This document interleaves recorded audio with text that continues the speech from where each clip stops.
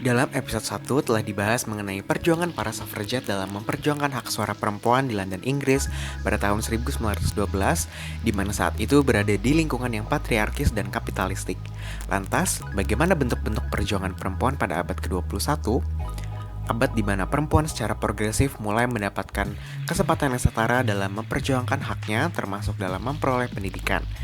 Namun, pendidikan yang seharusnya menjadi wadah bagi perempuan untuk bebas mengembangkan diri, memperoleh lingkungan yang aman dan suportif, malah menjadi tempat menyeramkan bagi sebagian mereka yang pernah mengalami kekerasan dan pelecehan seksual, terutama di lingkungan perguruan tinggi.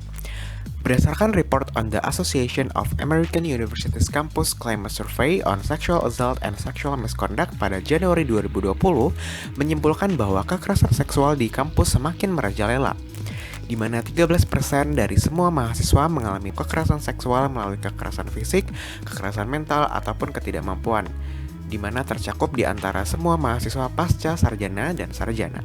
Di antara mahasiswa pasca sarjana dan profesional, sebanyak 9,7% wanita dan 2,5% pria mengalami penyerangan seksual melalui kekerasan fisik, kekerasan mental, ataupun ketidakmampuan.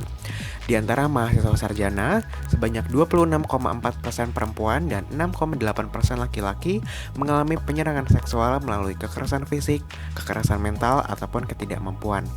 5,8% mahasiswa pernah mengalami stalking sejak masuk kuliah. Pelajar atau bukan, orang dewasa usia kuliah berisiko tinggi mengalami kekerasan seksual.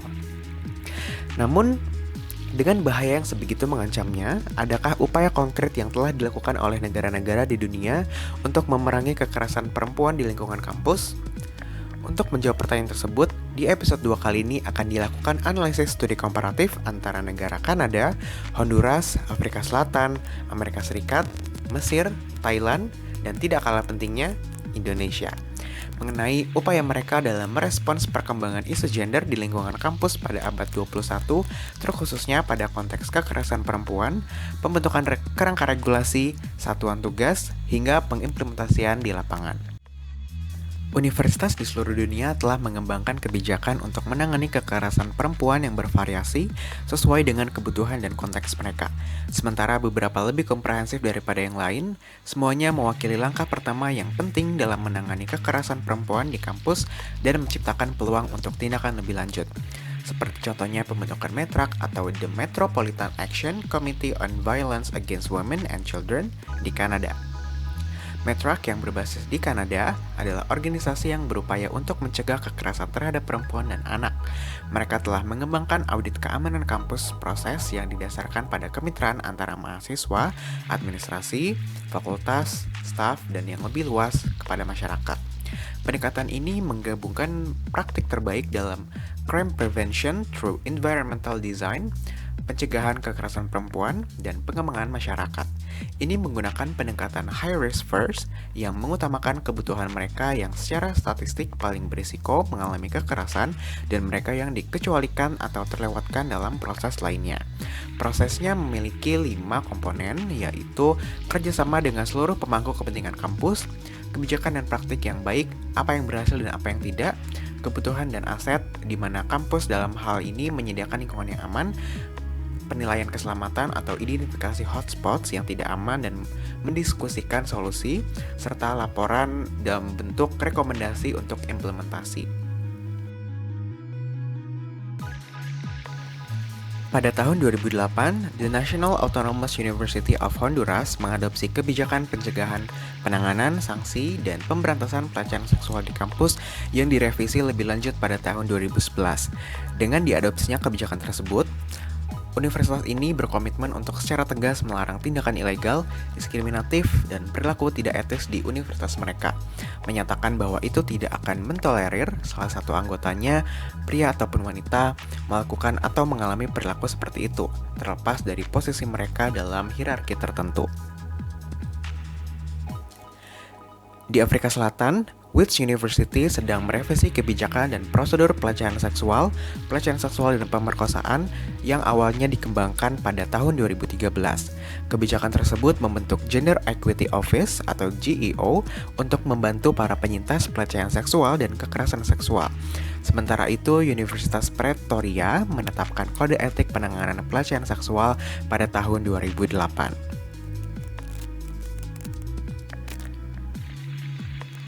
Begitupun juga dengan Amerika Serikat.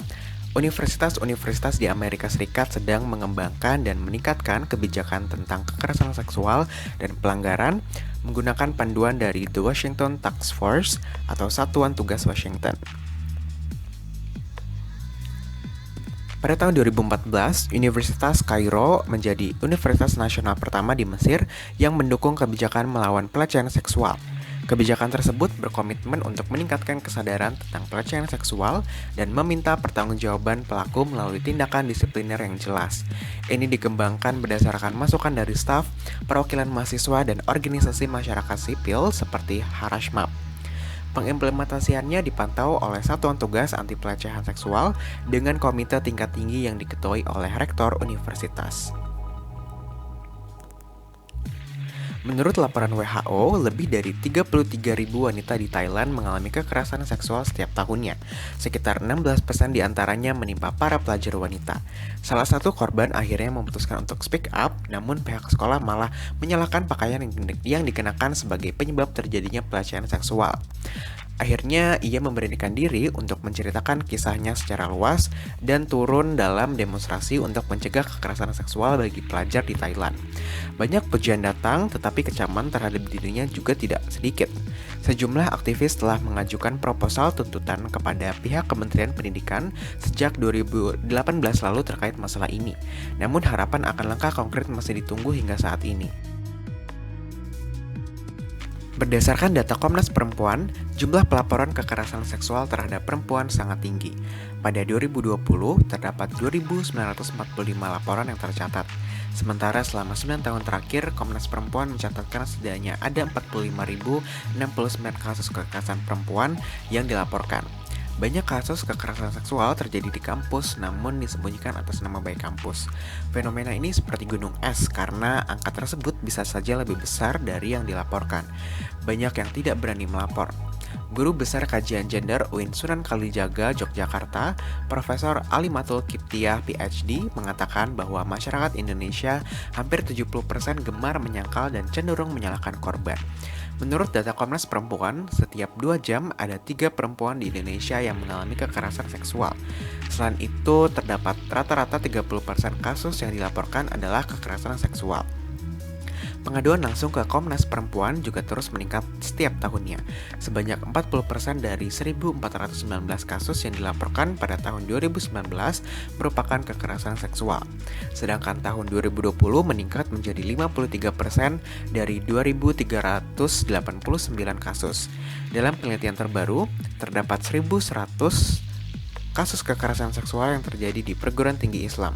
Lebih dari 70% masyarakat kampus mengetahui hal tersebut namun tidak bisa menemukan jalan penyelesaiannya.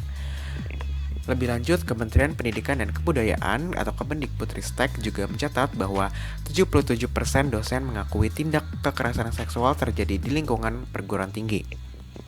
Namun sayangnya, 63% diantaranya memilih untuk tidak melaporkan tindakan kekerasan seksual tersebut yang mereka ketahui. Hal ini dikarenakan mereka khawatir terhadap stigma negatif dari masyarakat yang akan disematkan kepada penyintas. Kondisi inilah yang menuntut Nadiem untuk membuat penerbitan Permendikbudristek nomor 30 tahun 2021 tentang pencegahan dan penanganan kekerasan seksual di lingkungan perguruan tinggi menjadi penting dan mendesak untuk segera dilakukan. Hadirnya peraturan menteri ini nampaknya membawa angin segar dan disambut baik oleh para mahasiswa di Indonesia, termasuk Universitas Pajajaran. Pada kesempatan kali ini, kami berkolaborasi dengan Hope Helps Unpad yang merupakan bagian dari Hope Helps Network sebagai NGO lokal yang aktif menyuarakan isu kekerasan perempuan di lingkungan kampus Indonesia untuk membahas bagaimana tanggapan mereka mengenai isu kekerasan seksual di lingkungan kampus yang akhir-akhir ini kembali mencuat dan respons terhadap peluncuran Permendikbudristek nomor 30 tahun 2021 tentang pencegahan dan penanganan kekerasan seksual di lingkungan perguruan tinggi. Hope Helps itu adalah layanan tanggap dan pencegahan kekerasan seksual yang emang bener banget tadi ada di beberapa local chapter,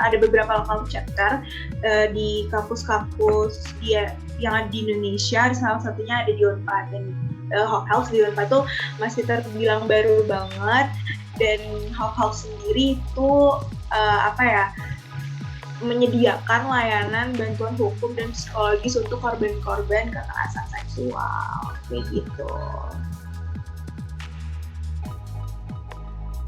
Jadi buat nanggepin banyak banget hal-hal kekerasan seksual yang ada di kampus itu ya, selagi belum ada sistem yang mumpuni gitu ya, dan nggak adanya ruang aman, baik itu di dalam kampus sekalipun, kekerasan seksual itu pasti ada gitu. Jadi kayak mau sampai kapan sih kekerasan seksual ini ada gitu kan. Nah tadi bener banget kata Bapak tadi, si Kemendikbud menanggapi serius ini bener-bener Permendikbud 30 tahun 2021 ini benar-benar angin segar banget yang bisa menciptakan ruang aman gitu. Tapi nggak cuma sampai situ gitu. Walaupun peraturannya udah ada tapi nggak kita kawal bareng-bareng, ya kita juga harus kawal bareng-bareng lah, karena kita juga harus tahu gitu implementasinya seperti apa gitu kan.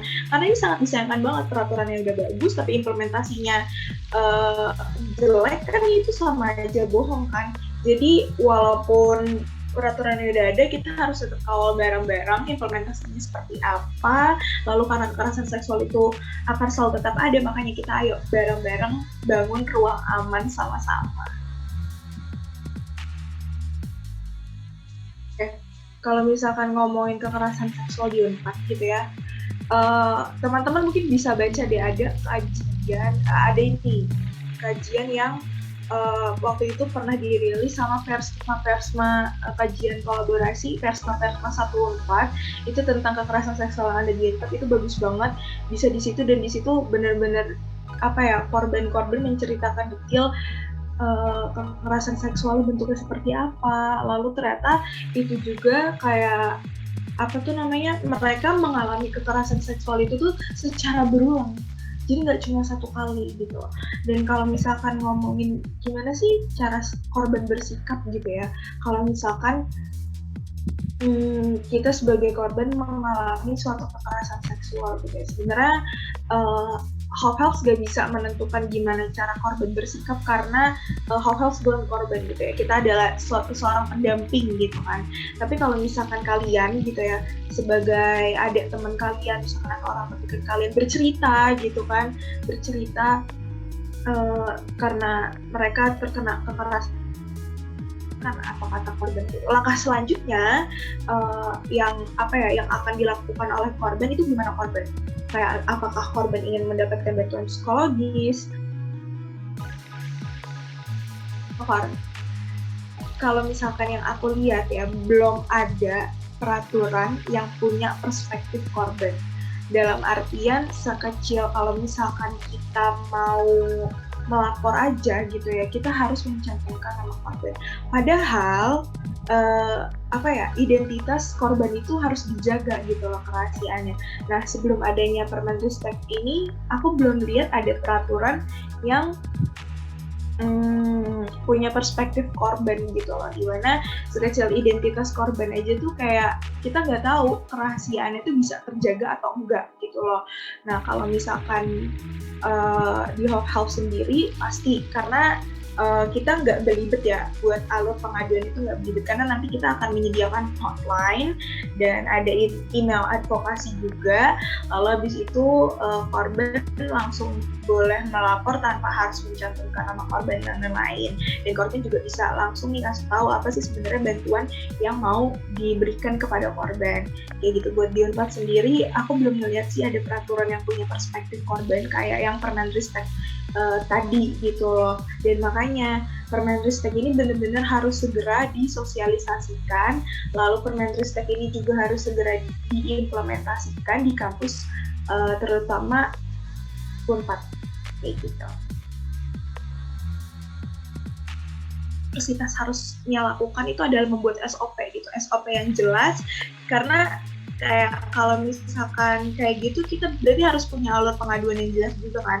Nah, kalau misalkan udah ada SOP yang jelas, kita tahu nih kita harus ngadu kemana, entah itu kita kayak yang di Permenristek lah, itu adanya satgas lah, entah adanya tim khusus lah, entah adanya suatu hotline crisis center lah, entah apalah itu tadi. Kayaknya kita harus punya SOP dulu gitu terkait alur pengaduan, harusnya mengadu kemana biar nggak ada korban lagi yang bingung. Wah kira-kira kalau misalkan amit-amit ya, tapi ya amit-amit kalau misalkan ada korban kekerasan seksual gitu tuh nggak perlu bingung-bingung lagi. Ini harus ngadu kemana sih gitu. Kalau misalkan udah ada SOP yang mengatur gitu loh alur pengaduan dari si kekerasan seksual ini.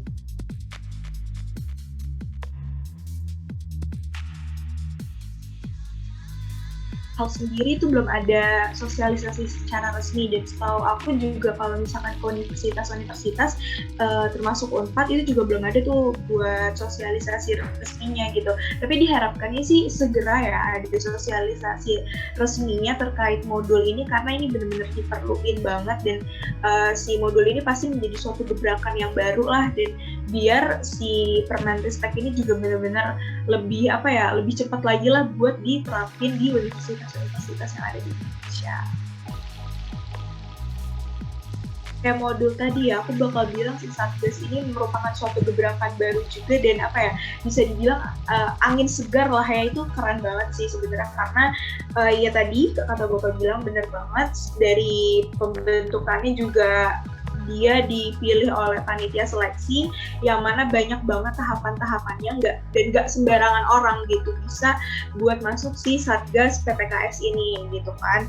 Nah kalau misalkan masalah efektif apa enggaknya itu tergantung pihak kampus dan sivitas akademikanya tuh kira-kira bisa nggak sih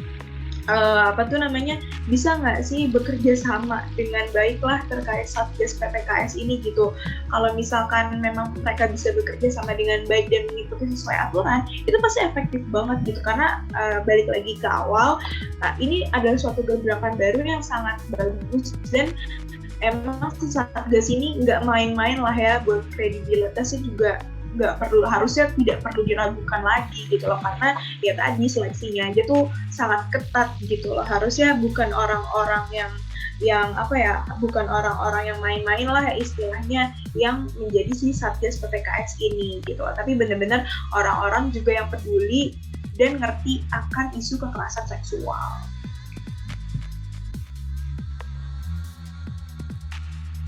Buat hal-hal sendiri itu pastinya Hopelabs bakalan melakukan penyuluhan dan sosialisasi terkait isu-isu kekerasan seksual gitu juga. Hopelabs juga berpartisipasi dalam kegiatan-kegiatan yang terkait dengan isu-isu kekerasan seksual gitu. Nah, Hopelabs juga meningkatkan awareness terkait isu-isu kekerasan seksual di media-media sosial yang Hopelabs punya. Habis itu Hopelabs juga pastinya menyediakan bantuan hukum dan psikologis untuk korban-korban kekerasan seksual, ataupun bantuan-bantuan yang diinginkan korban-korban kekerasan seksual kayak gitu.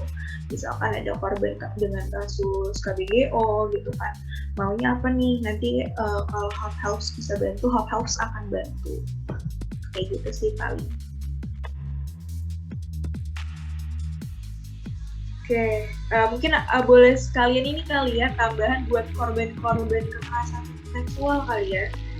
Nah, ini kalau misalkan buat dari aku gitu ya, kalian nggak perlu takut buat speak up, walaupun sekarang masih belum ada ruang aman, kita ayo bareng-bareng ciptain ruang aman, baik dimanapun, apalagi di kampus terutamanya.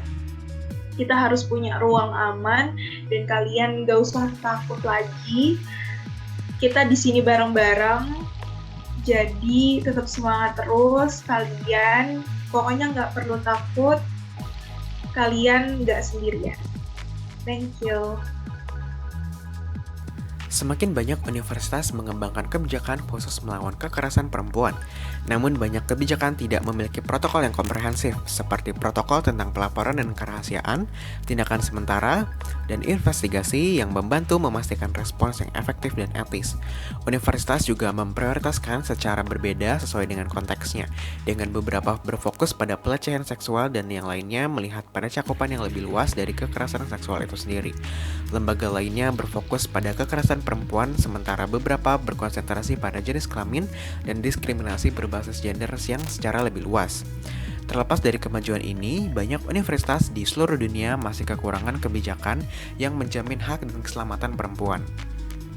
Meskipun perjuangan perempuan pada abad 21 tidak sesulit perjuangan suffragette pada abad ke-20-an, tetapi fenomena kekerasan perempuan di lingkungan kampus juga menjadi masalah serius yang harus diberantas sehingga memerlukan kerjasama semua pihak dan tidak hanya mengandalkan peluncuran regulasi semata. Pengimplementasian di lapangan merupakan faktor terpenting demi terwujudnya lingkungan kampus yang aman bagi semua, termasuk mahasiswi untuk bebas mengembangkan diri serta memperoleh lingkungan yang aman dan suportif. Dengan demikian, dapat dikatakan bahwa perjuangan perempuan dalam mencapai kesetaraan dan keadilan masih sangat panjang. Sudah menjadi tugas kita bersama untuk mengawal perempuan menemukan hak relasi kuasanya demi menciptakan dunia yang lebih adil, setara, dan sejahtera. Remember the dignity of your womanhood. Do not appeal, do not beg, do not grovel. Take courage, join hands, stand beside us, fight with us. Never surrender, never give up the fight.